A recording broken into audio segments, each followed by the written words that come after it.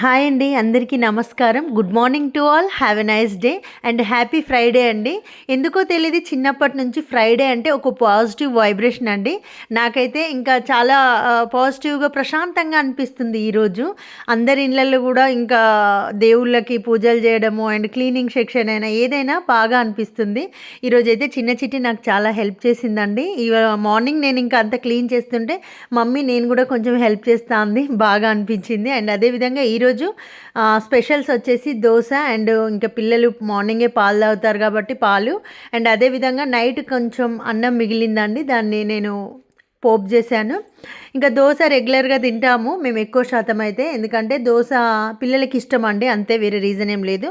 ఇంకా పిల్లలకైతే నేను నిన్న షాపింగ్ చేసినప్పుడు అవి ఇయర్స్కి సంబంధించినవి తీసుకున్నాను. అవి కొత్తగా వచ్చినాయి కదా, చలి ఎక్కువగా రాకుండా చాలా ఫన్నీగా అనిపిస్తుంది పిల్లలు వాటిని అలా ప్రెస్ చేస్తుంటే. ఇంకా హ్యాపీ ఫీల్ అవుతున్నారు వాళ్ళు, బాగా అనిపించింది. అండ్ అదేవిధంగా నేనైతే వాయిస్ ఓవర్ ఇవ్వక చాలా రోజులైనట్టు అనిపిస్తుందండి, 1-2 డేస్ గ్యాప్కే. ఎందుకో తెలీదు, రోజు వాయిస్ ఓవర్ ఇచ్చి మీతో మాట్లాడుతుంటే నిజంగా లైవ్లో మాట్లాడినట్టే ఒక ఫీల్.